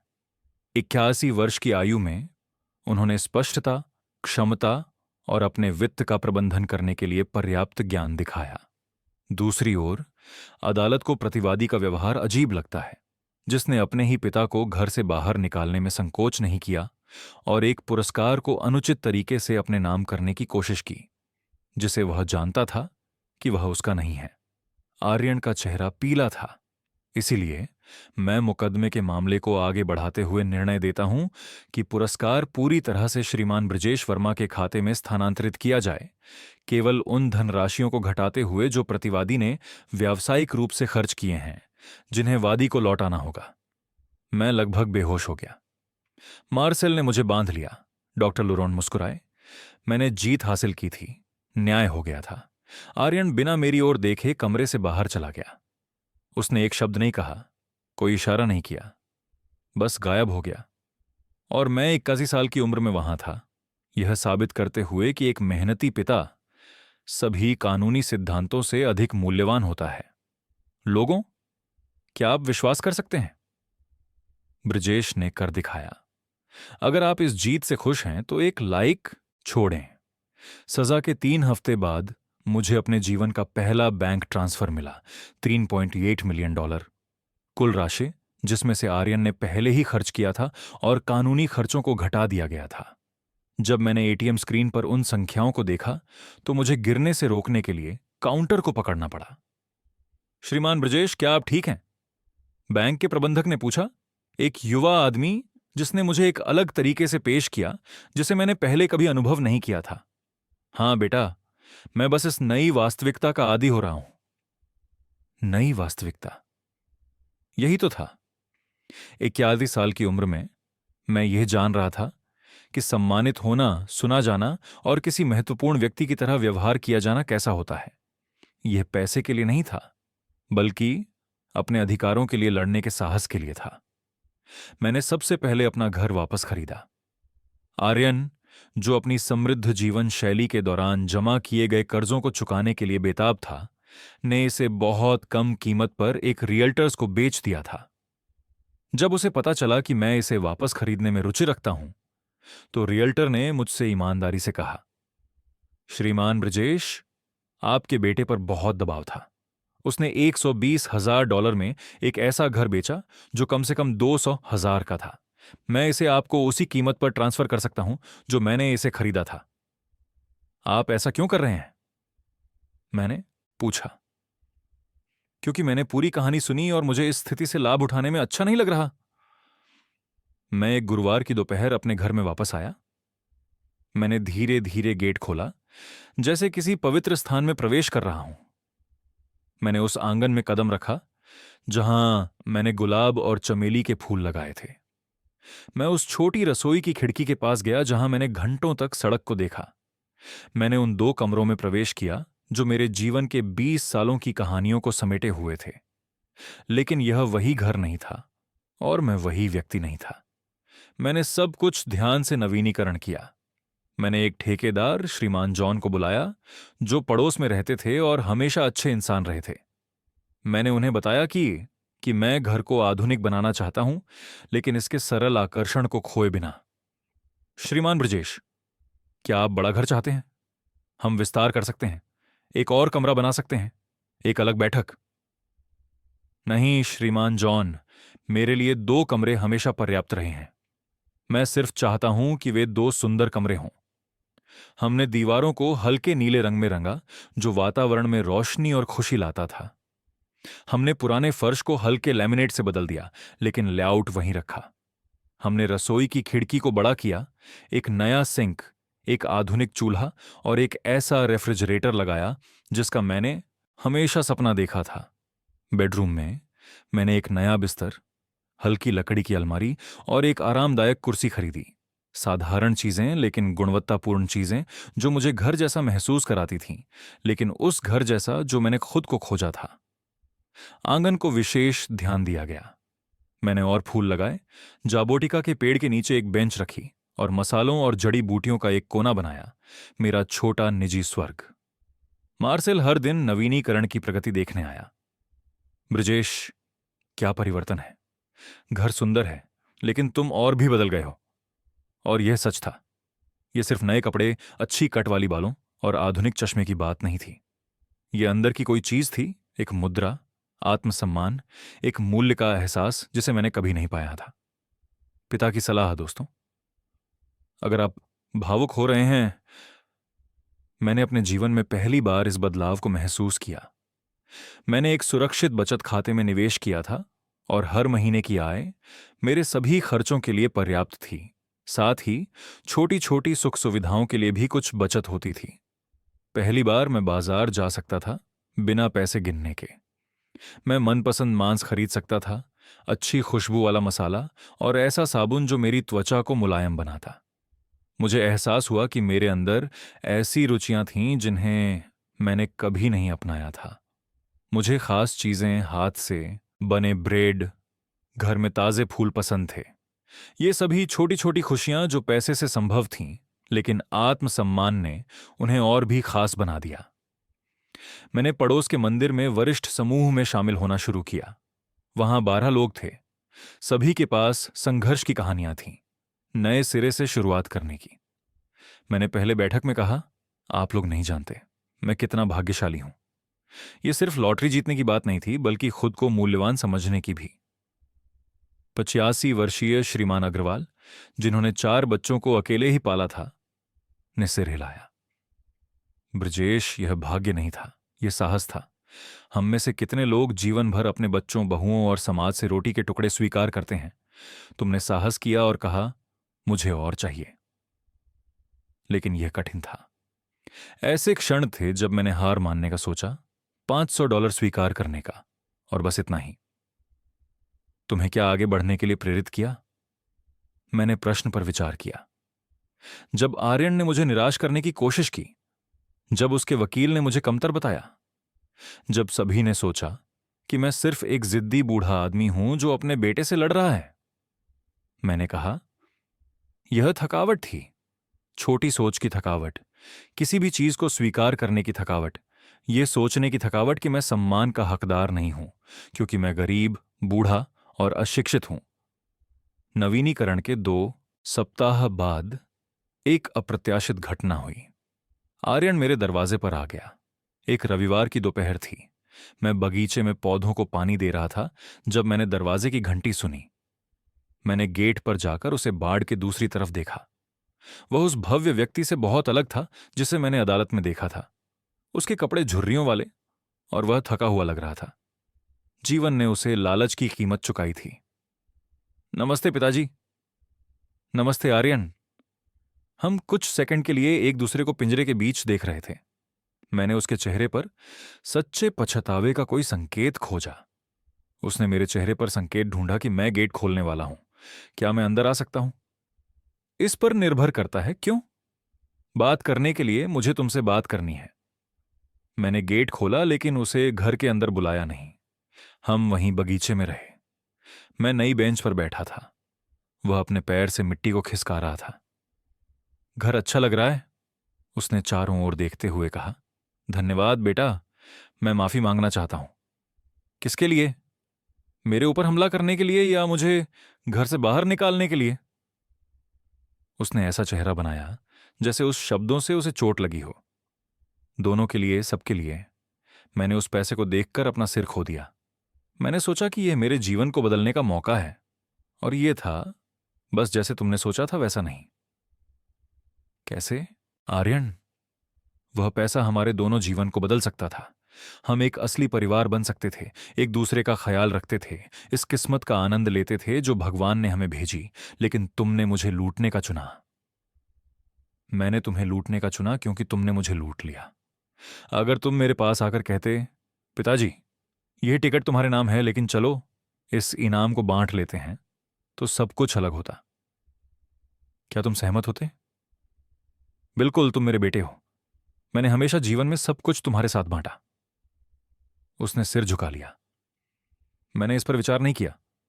मैंने सिर्फ पैसे को देखा और सोचा, आखिरकार अमीर बनने का मेरा मौका। और यह अमीर बनने की कहानी कैसे खत्म हुई? आर्यन ने गहरी सांस ली। बुरी तरह, बहुत बुरी तरह। मैंने पैसे को बेकार चीजों पर खर्च किया, असफल व्यवसायों में निवेश किया, ऐसी चीजें खरीदी जिनकी मुझे जरूरत नहीं थी। 6 महीने में मैंने लगभग सब कुछ खो दिया। और अब मैं क्वींस में एक बोर्डिंग हाउस में रह रहा हूं, एक मैकेनिक की दुकान में काम कर रहा हूं। मैं हर महीने $1500 कमाता हूं। मेरे दिल में एक टीस हुई। यह दया नहीं थी, बल्कि अफसोस था।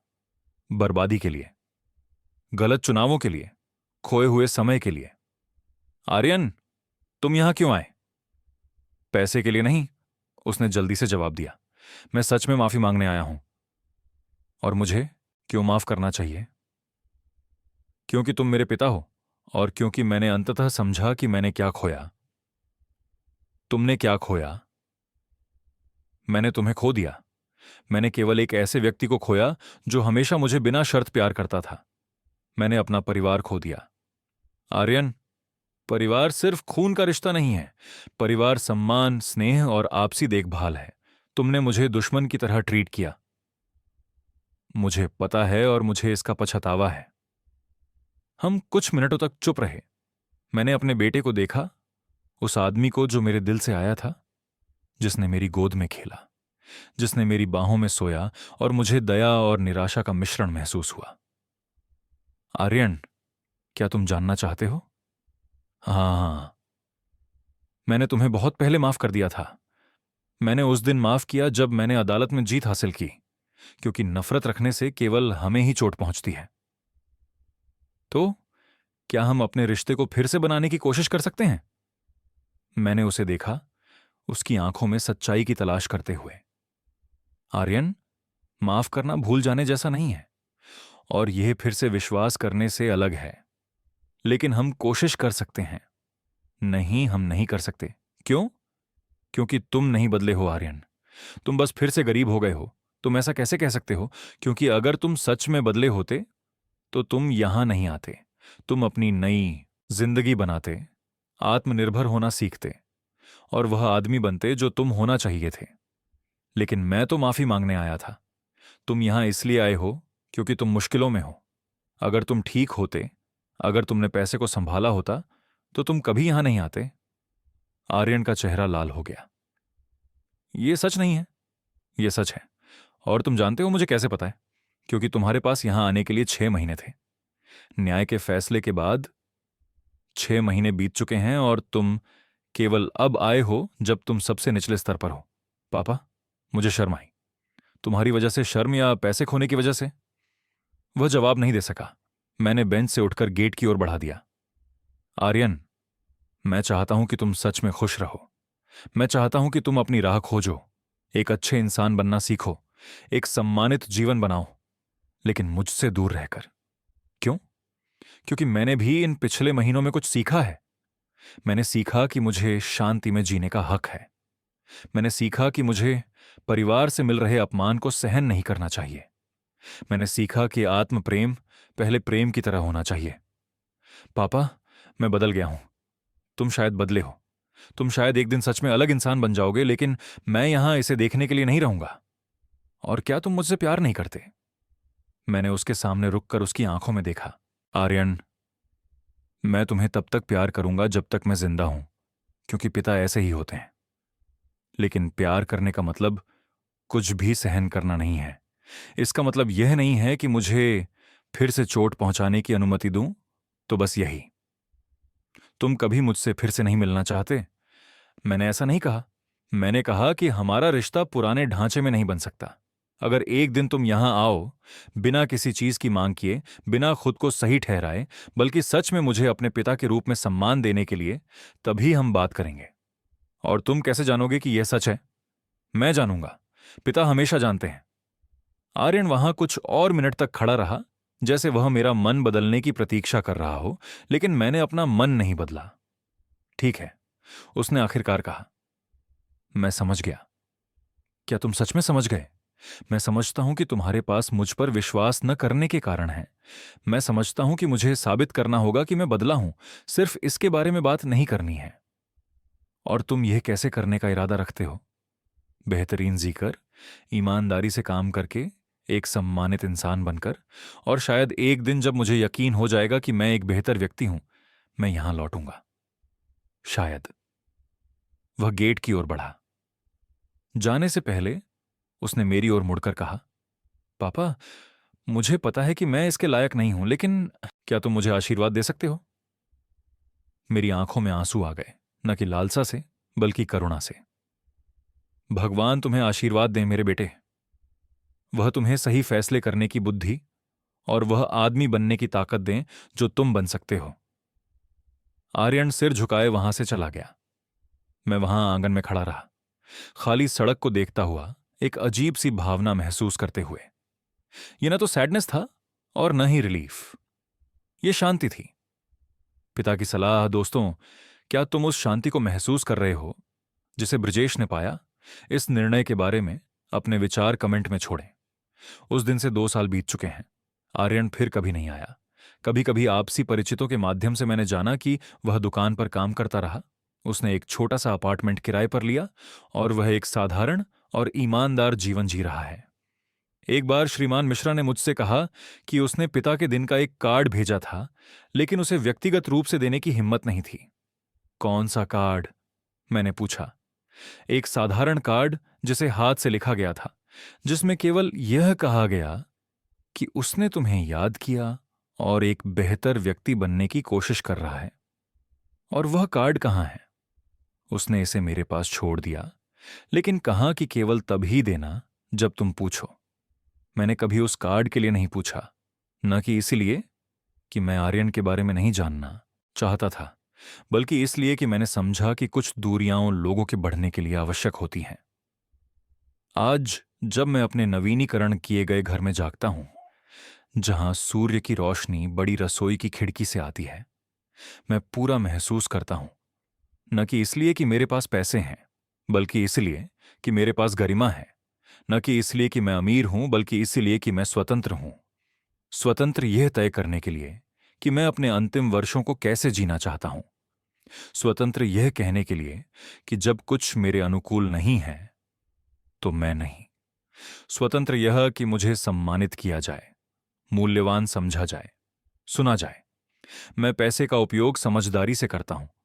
मैं अच्छा जीवन जीता हूं, लेकिन बिना किसी अति के। मैं जरूरतमंद पड़ोसियों की मदद करता हूं। मैं चर्च को दान करता हूं। मैं जरूरतमंद बच्चों के लिए स्कूल की सामग्री की मदद करता हूं। मैंने सीखा कि बिना किसी प्रतिफल की अपेक्षा किए देने का एक बड़ा आनंद है। पड़ोस के लोग अब मुझे अलग तरह से देखते हैं, न केवल पैसे के कारण, बल्कि उस सम्मान के कारण जिसे मैंने अर्जित किया है। जब मैं बोलता हूं, वे सुनते हैं। जब मुझे कुछ चाहिए होता है, वे मदद का प्रस्ताव रखते हैं। मैंने सीखा कि सम्मानित होना एक नशे की तरह होता है। मार्सेल अब भी मेरा सबसे अच्छा दोस्त है। अब हम एक साथ यात्रा करते हैं, फिल्में देखने जाते हैं, छोटे ट्रिप करते हैं। वह हमेशा मुझसे कहता है, ब्रिजेश, तुम एक नए आदमी में बदल गए हो। और यह सच है। 21 साल की उम्र में मैंने सीखा कि फिर से शुरुआत करने के लिए कभी देर नहीं होती। खुद को मूल्यवान समझने के लिए, एक सम्मान के साथ जीवन बनाने के लिए। अगर आप इस नए सिरे से शुरू होने वाली कहानी से प्रेरित हो रहे हैं, तो उस लाइक को छोड़ना न भूलें और पिता की सलाह को सब्सक्राइब करें। जब मैं उस आदमी को याद करता हूं जो साइडवॉक पर 2 बैग लिए अपमानित हुआ था, तो मेरे मन में उसके लिए सहानुभूति होती है। उसे अभी भी नहीं पता था कि वह अधिक के योग्य था। उसे यह नहीं पता था कि आत्म प्रेम पवित्र है। लॉटरी का पैसा मेरी जिंदगी बदल गया, लेकिन जिस तरह से कोई सोचता है वैसा नहीं। इसने मुझे अमीर नहीं बनाया, इसने मुझे आजाद किया। उस प्यार के टुकड़ों को स्वीकार करने की जिम्मेदारी से आजाद, सम्मान के लिए भीख मांगने की जरूरत से आजाद, अपने आखिरी वर्षों को इस ज्ञान के साथ जीने के लिए आजाद कि मैं हमेशा एक मूल्यवान इंसान था। आर्यन ने उस कहानी में पैसे से ज्यादा खोया। उसने कठिन समय में पास के पिता का साथ खो दिया। उसने इस अवसर को खो दिया कि वह जान सके कि उसके पास हमेशा एक सुरक्षित आश्रय था। दूसरी तरफ मैंने पैसे से ज्यादा पाया। मैंने आत्मसम्मान पाया, मैंने गरिमा पाई, मैंने यह निश्चितता पाई कि मैं अपनी देखभाल कर सकता हूं। और जब मेरा समय इस दुनिया से जाने का आएगा, मैं यह जानते हुए जाऊंगा कि मैंने अपने आखिरी वर्षों को उस तरीके से जिया जैसे मैं हमेशा जीने का हकदार था, सम्मान के साथ, आत्म प्रेम के साथ और एक साफ नीयत के साथ जो हमेशा अपनी सर्वश्रेष्ठ कोशिश करता रहा। आर्यन की गलती यह नहीं थी कि उसने जीतने वाला टिकट नहीं पढ़ा। यह थी कि उसने कभी यह नहीं पढ़ा कि मैं सच में कौन था। एक मजबूत मेहनती आदमी जो दुनिया के सभी प्यार और सम्मान के योग्य था। पिता की सलाह का जश्न मनाइए। अगर यह कहानी आपके दिल को छू गई तो नीचे लाइक छोड़िए। और अगर आप और ऐसी कहानियां चाहते हैं जो आत्मा को छू लें, तो चैनल को सब्सक्राइब करें और नोटिफिकेशन बेल को ऑन करें। और आप जो इस कहानी को सुन रहे हैं, क्या आपने कभी उन लोगों के मूल्य पर विचार किया है जो आपके पास हैं? क्या आपने सोचा है कि कितने ब्रजेश हैं जो कम आंके जा रहे हैं, जिन्हें मृत वजन समझा जा रहा है, जब वास्तव में वे कई जिंदगियों की नींव हैं? अगर इस कहानी ने आपको अपने रिश्तों पर विचार करने पर मजबूर किया, तो वहां टिप्पणी करें कि आप कहां से देख रहे हैं और बताएं, क्या आप कभी ऐसी स्थिति से गुजरे हैं? क्या आप किसी को जानते हैं जो अधिक मान्यता का हकदार है? क्योंकि श्रीमान ब्रजेश की जैसी कहानियां सुनाई जानी चाहिए, ताकि हम कभी न भूलें कि गरिमा की कोई कीमत नहीं होती और सम्मान हर दिन छोटे इशारों, दयालु शब्दों और सच्चे प्रेम में बनाया जाता है। और मत भूलिए कि लोग उन लोगों की कदर करते हैं जो आपके पास हैं, इससे पहले कि देर हो जाए। एक पिता, एक माता, एक दादा, एक दादी जिन्होंने अपनी पूरी जिंदगी आपके लिए समर्पित की, उन्हें हमारे सभी प्यार और देखभाल का हक है। यह पॉप है, अलविदा कहता हुआ, लेकिन हम अगली कहानी में मिलेंगे जो आपके दिलों को छूने वाली है। और हमेशा पॉप की सलाह याद रखें, परिवार सबसे कीमती चीज है जो हमारे पास है, लेकिन सम्मान किसी भी रिश्ते की नींव है। प्रिय, वह लाइक छोड़ो, चैनल को सब्सक्राइब करो, बताओ कि आप कहां से देख रहे हैं और इस कहानी को किसी ऐसे व्यक्ति के साथ साझा करें जिसे इस जीवन पाठ की जरूरत है। अलविदा मेरे दोस्तों, अगली बार पिता की सलाह पर मिलते हैं।